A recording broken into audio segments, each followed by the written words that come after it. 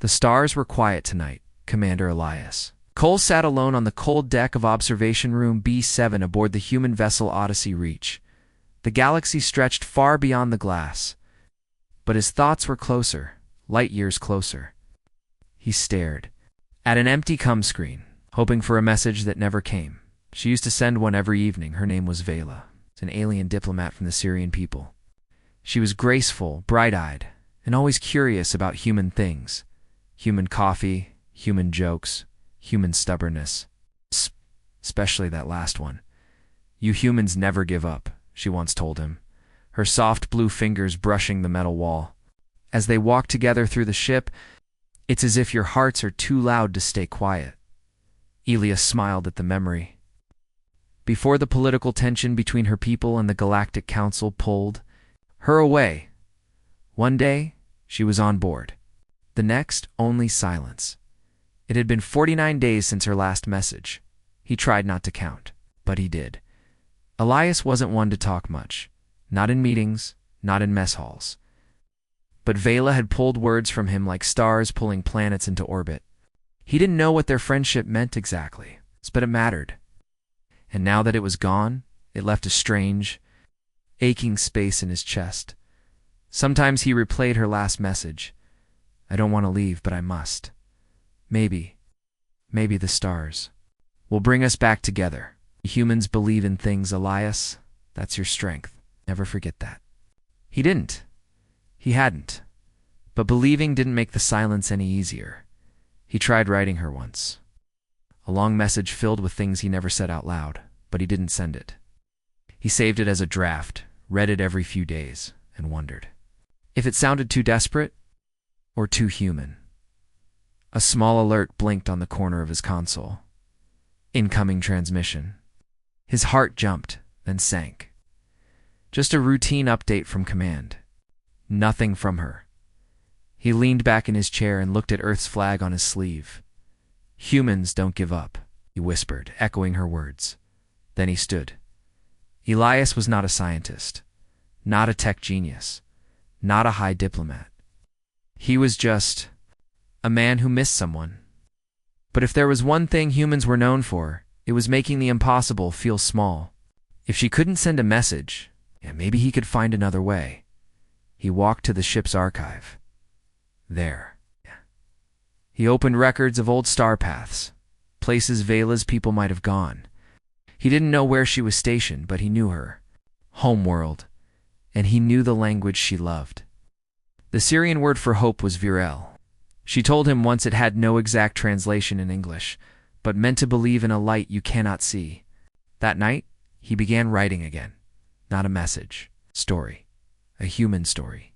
Written in both Standard and Syrian. A story about two friends from different stars, separated by duty, but connected by heart. It was simple, maybe even childish. But it was filled with memories, laughter, meaning. He added illustrations drawn by hand. Simple things: her favorite cup on the ship, the corridor they walked together, the constellation she said looked like a dragonfish. He named the story to Virel, with fire. When it was done, he attached it to the open signal broadcast, a quiet corner of human frequency often used for art, music, and peace offerings. A place few listened to, but someone might. He sent it, not just once, but every day. He knew it was foolish. She might never hear it. She might not even be allowed to respond. But hope, human hope, wasn't about what made sense.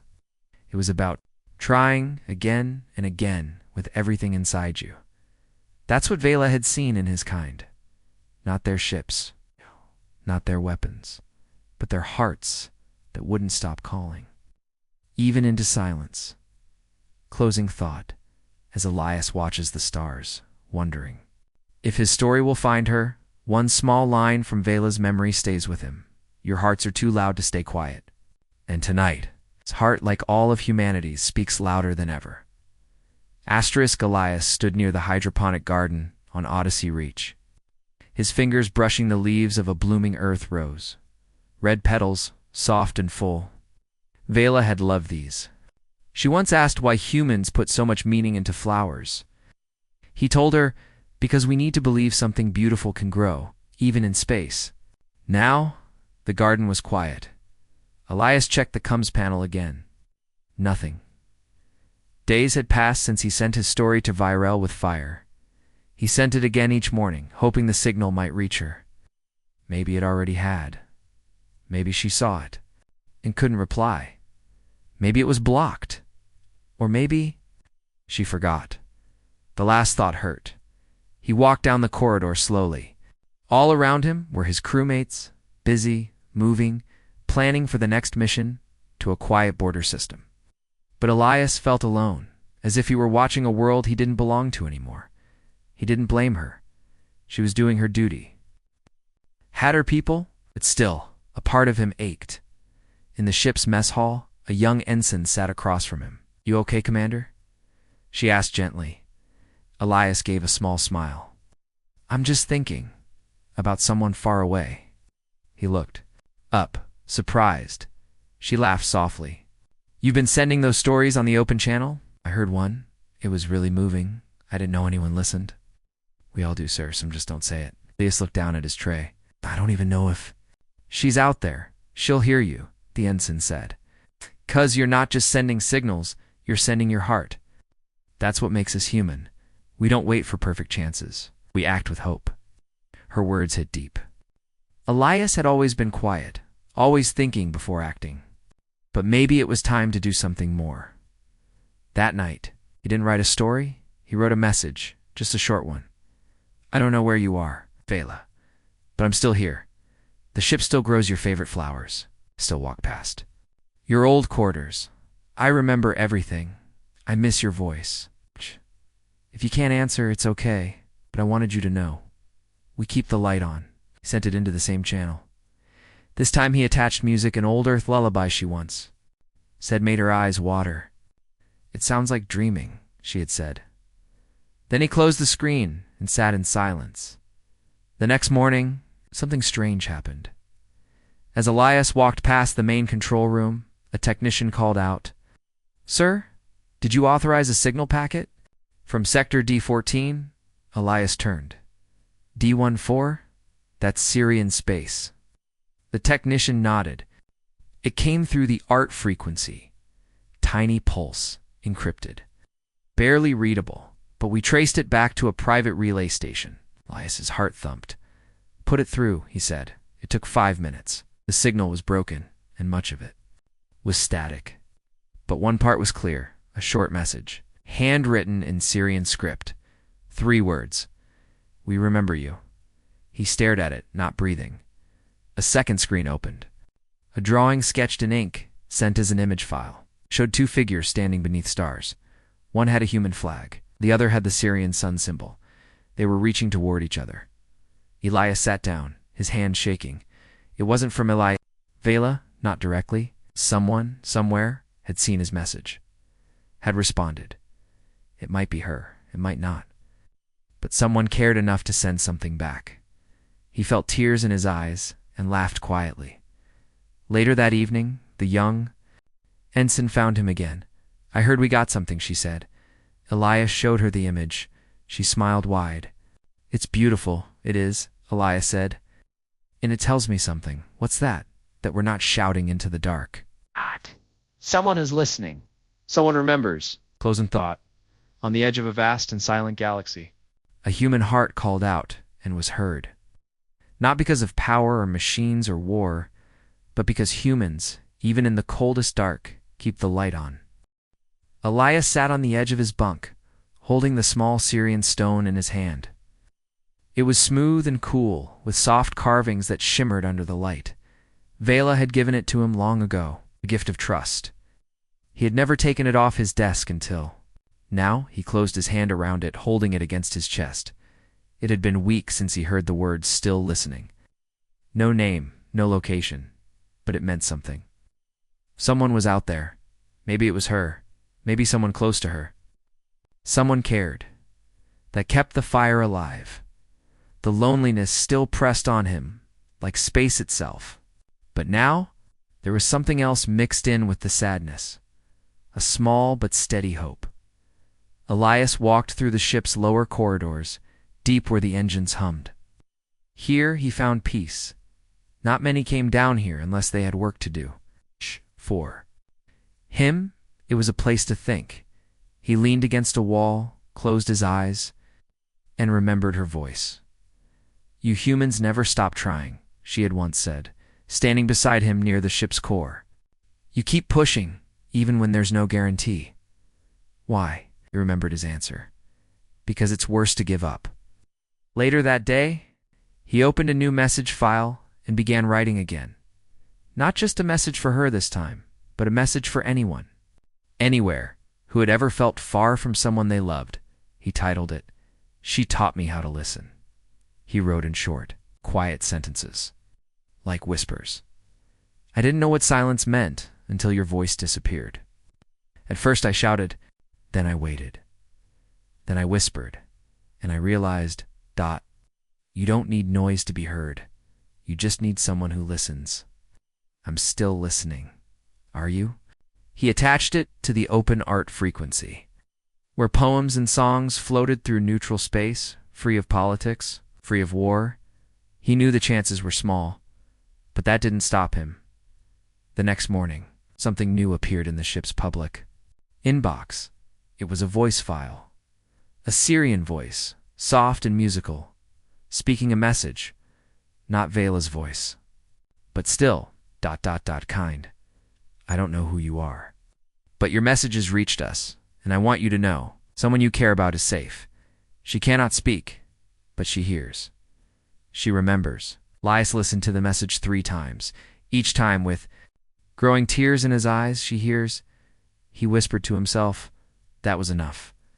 That was everything. He walked into the command deck, where the crew was preparing for their next jump. Captain Myers raised an eyebrow. "You look like a man who got good news." "Maybe I did," Elias said, a quiet smile forming.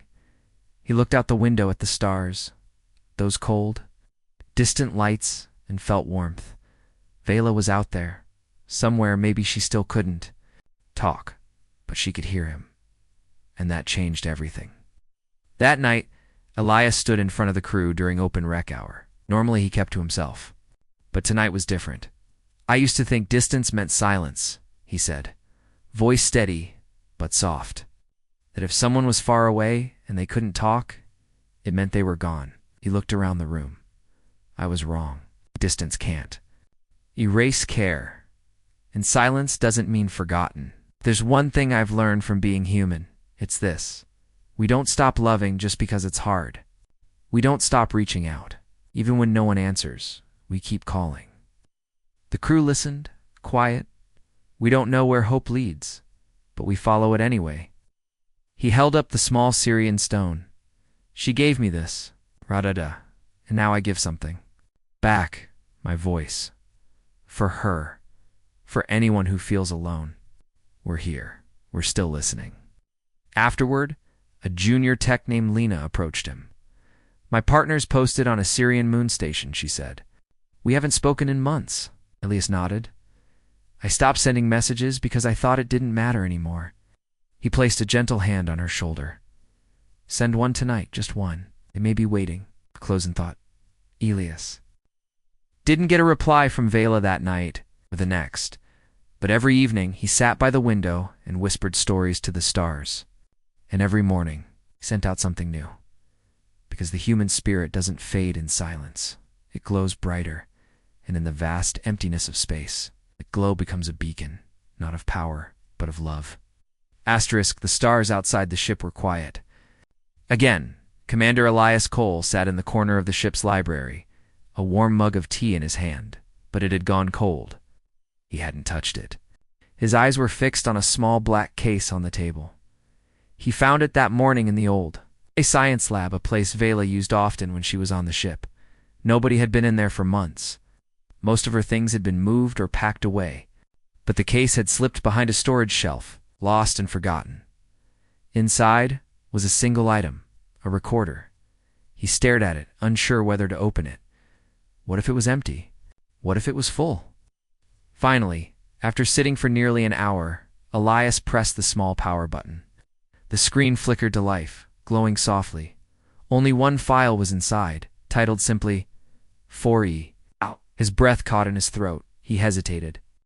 His finger hovered over the play button. He could feel his heart pounding, and with one deep breath he pressed it.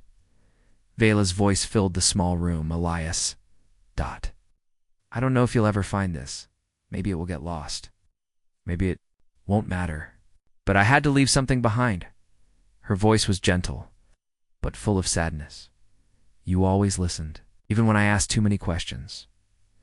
You never made me feel foolish. You showed me how human kindness feels. You showed me that hearts can speak louder than war. Elias leaned forward, gripping the edge of the table. I don't want to forget, she continued. And I hope, even if I'm far, you won't forget either. The message ended, short, quiet, but full of everything. Elias wiped a hand over his face. He didn't cry, not this time. But something inside him felt heavier and lighter at the same time. He placed the recorder gently in his jacket pocket. Later, he stood in front of the window at Observation Deck 1, looking out over a glowing nebula in the distance. The stars shimmered. Like a painting, he wasn't alone this time. A few crew members stood nearby. Lena, Chief Ryan, the young ensign, and others. All of them had heard some version of his story by now. Not just his story, their story. Everyone on this ship had someone they missed. Someone they couldn't reach. A family member. A lover. They stood quietly, each holding a small light. Elias had suggested a new tradition, a light for the lost. One light each week for those who were far. Not gone, just far. As the lights flickered in the hands of the crew, Elias turned on a soft speaker and played the message from Vela. Everyone listened, no one spoke. But their eyes said everything. After the lights dimmed, Elias made a new recording. This time, his voice was steady, clear, to the one who left something behind. Thank you, I found your voice. And now I send mine. He paused. I don't know what comes next. Maybe we meet again. Maybe not. But know this. I'll never stop hoping. I'll never stop speaking. I'll never stop listening. Attached the recording to the weekly neutral transmission. And then added something else. Vela's message. Not just for her, but for anyone who needed to hear a voice like hers the next day. Elias got a short reply. It was not a message, not even a voice, just a symbol. A star drawn by hand, half human, of Syrian. And under it the word, still burning. He smiled that. Evening, Elias returned to the science lab. He cleaned it, repaired the cracked chair, placed a flower from the hydroponic garden on the desk. Then he left the small recorder there, still working, with a note that said, Hope lives here. Closing thought. Sometimes we find pieces of love in quiet corners forgotten, small but strong. And when we hold on, when we speak even, into silence, we prove the heart of humanity. We don't forget. We don't let go. We keep the light burning, because someone somewhere is still listening. Elias stood at the far edge of the landing bay, staring at the empty space beyond the force field. A shuttle had just left a cargo ship bound for a neutral station near Syrian space. He watched it disappear, eyes full of quiet longing. Every time a ship left, he wondered the same thing. Is she out there? Is she thinking of me? It had been over 70 cycles now. No new message, no voice. But he still carried her words with him in memory, in heart. And in the small Syrian stone tucked safely in his uniform pocket, he walked slowly back to his quarters. Inside, the room was dim and quiet. He sat at his desk and opened a new log. He didn't call it a message anymore, not officially. But in his heart, every log he wrote was still for her. He titled it, The Fire Never Left. Then he began to type. You once told me that humans carry too much, that our emotions are loud, wild. I remember how you laughed when I said we don't know how to stop caring. He paused, then continued. I still don't. He wrote for almost an hour, about missing her voice, about the way silence became something he learned to live with, but never fully accepted, about how hope didn't fade like others thought it would. It only changed shape. Sometimes it came as a dream, sometimes as a soft ache in the chest, but mostly it stayed like a small fire, never loud, never big, just steady. Later that night, Elias walked through the ship's garden deck. The roses Vela once loved were blooming again. Their red petals seemed brighter than usual. He stopped and touched one gently. "You'd like this one?" he said softly. He looked up at the artificial sky, stars painted by light. "I wish you could see it again." Suddenly his wrist console beeped. A low-frequency ping. Not official. From command. Just ... soft. Hidden. He tapped it open. No words. No voice. Just music. A Syrian lullaby, the one she had once played for him during a long journey through asteroid fields. He remembered her saying, "This is the song we sing to children when they feel alone." His breath caught. There was no signature. No name. But he knew it was her. The next morning, Elias did something he hadn't done in a long time. He laughed, not because everything was okay, but because something deep inside him felt warm again. He went to the bridge and greeted every crew member with a nod and a small smile. Some looked surprised, others smiled back. "You look different," Lena said. With a grin, "I think," Elias said. "Someone remembered I was still here." Later, during a crew meeting, the captain discussed possible assignments near the outer rings. A few ships would pass close to Syrian territory under diplomatic watch. No direct contact. But closer than usual, Elias raised his hand. "I'd like to volunteer for communication relay duty." The captain raised an eyebrow. "You've never asked for that before." "I think it's time," Elias said. The captain studied him and nodded. Approved. That night, Elias recorded one more message. Not through the open channel. Not through the usual waves, but through the quiet one. The same soft frequency where the lullaby had come from. He kept it simple. "You don't have to reply. You don't have to explain. Just know that I'm here. I always will be. Until the stars dim and the stories end." He paused, and even after that, he pressed send, then sat in the quiet. A few hours later, a soft light blinked on his screen, a single line of text from her. "I never stopped listening." Closing thought, hope doesn't always shout. Sometimes it whispers, sometimes it waits. For weeks, for years, across galaxies. But the human heart, it stays lit. Even in silence, even in the dark, because we don't give up on those we care about, not ever. And when a voice finally answers back, we remember why we kept speaking in the first place. Asterisk, the ship hummed quietly as Elias sat at the communication console. The glow of screens lit his face in the dim room. For the first time in many cycles, a message was waiting. It wasn't just a line of text. It wasn't a symbol. It was a voice. Ilias's hands trembled as he pressed play. Her voice soft, clear, unmistakable. "Ilias, I heard you. I always heard you. I was afraid. I was lost. But your words, ... your stories, they never stopped reaching me." He closed his eyes and let the words wash over him. She was alive. She was safe. And she remembered. Vela spoke again, telling him of the silence forced upon her, a duty she could not break. I don't know how she longed to answer, but knew she must wait. She told him how his hope had reached her through the darkness, how human strength was not in weapons or wars, but in the fire that would not die. "I am coming back," she said, "as soon as I can." Elias smiled, tears streaming freely now. He stood and walked to the observation deck. Looking out at the stars that had held their secrets for so long, he whispered, "Welcome home, Vela." The crew gathered, hearing the message on their own consoles. They cheered softly. It was a quiet celebration, not for victory or war, but for something more precious: connection. Days later, the shuttle returned. Vela stepped aboard the Odyssey Reach.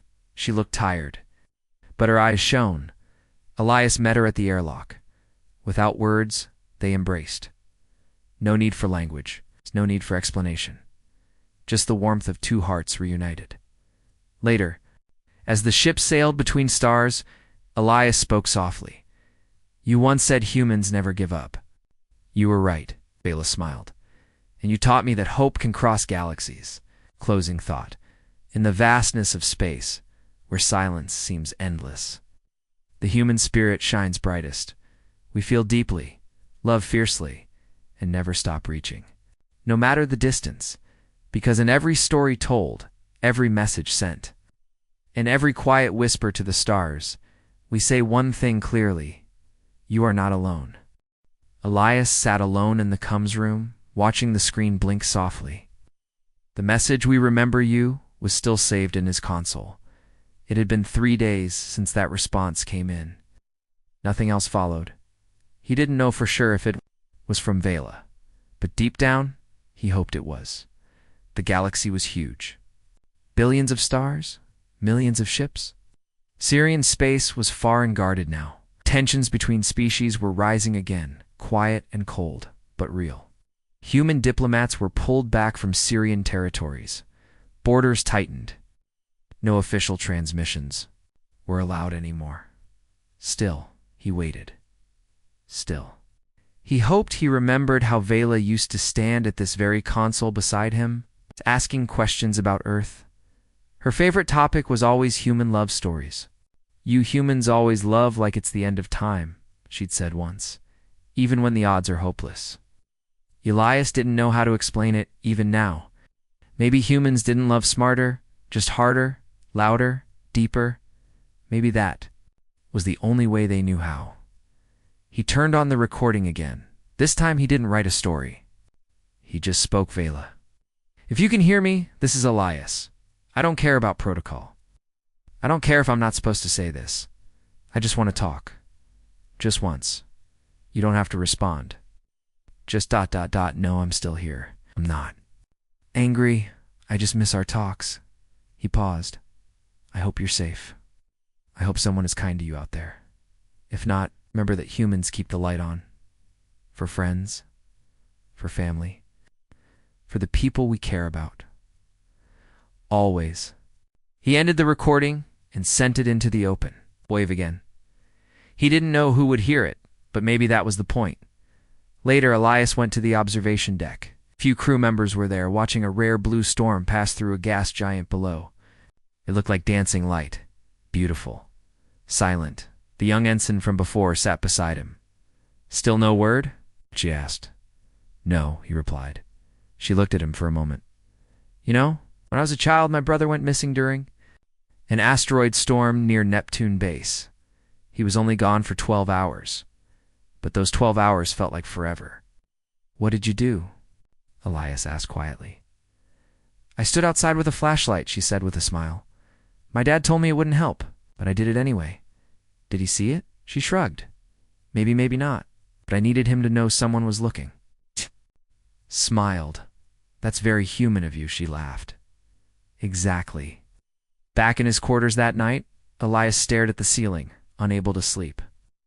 His mind kept going back to Vela, her smile, her questions, her calm voice during tense days. On the ship, he wondered if she was thinking about him too. Maybe she missed the human stories. Maybe she had moved on. That hurt to think about, but he reminded himself. Humans don't give up on people they care about, not easily. He sat up on his desk was an old item Vela had once left behind, a simple carved token from her homeworld, Syrian stone, marked with their symbol of trust.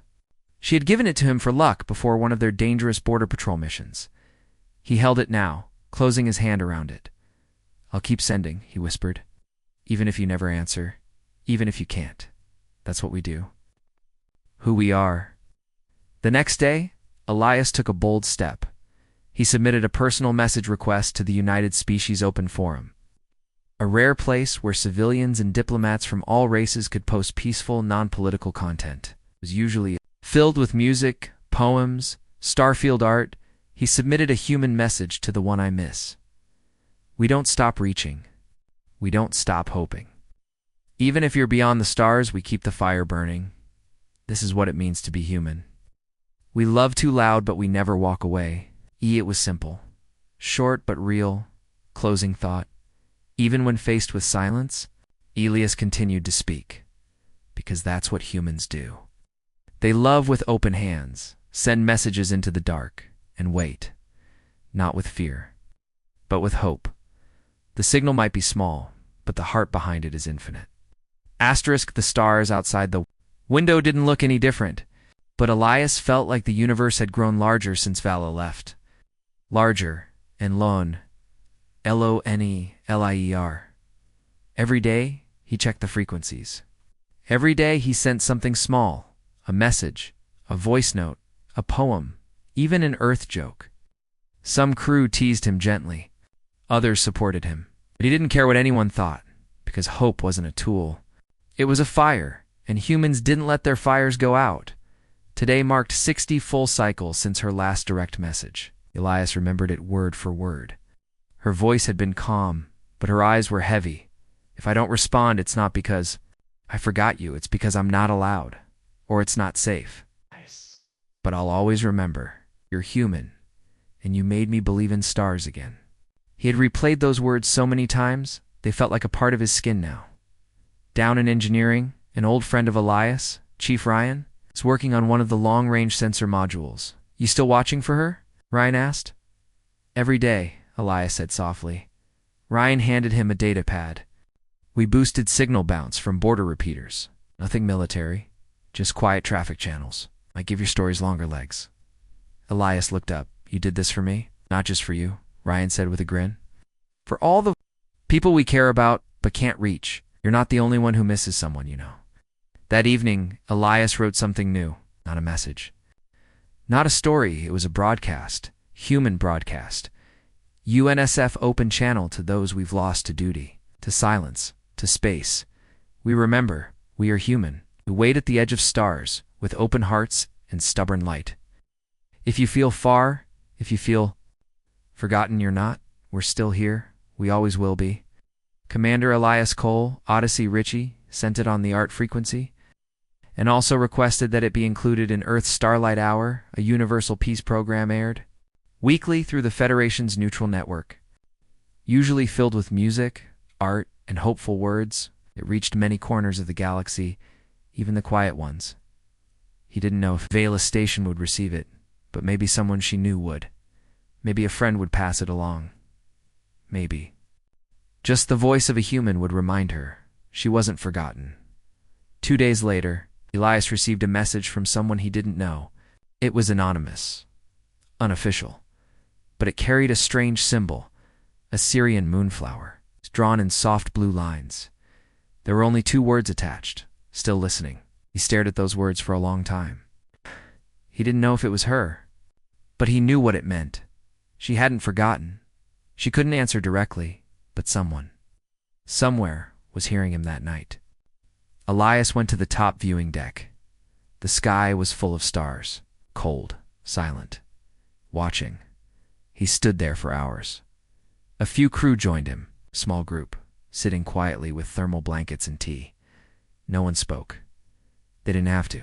Every one of them had someone they missed on Earth, on another ship, on another world. Finally, Elias said aloud, "You know what Vela once told me?" The others turned toward him. She said, "Humans believe the stars know our names, that we speak into the dark like someone's actually listening. Are they?" Someone asked softly. "I think they are," Elias said. "I think they always were." The next day, something unexpected happened. Human Command contacted Odyssey Reach. Elias was ordered to prepare a short video, a human voice clip to be added to an Earth-Syrian diplomatic archive project. It wasn't political, but just a cultural exchange meant to soften tension between the species. Elias couldn't believe it. He recorded a message. Right away, not about war, not about duty, but about friendship, about a Syrian diplomat who once asked endless questions and laughed at Earth Coffee, and about the way one human learned to wait for a voice in the dark. Hope is his only fuel. Closing thought, in the middle of a silent galaxy, the human heart still speaks. Even when words are not allowed. Even when answers never come, we speak. Because humans don't wait for permission to care. They just do, and they keep doing it until someone, somewhere, answers back.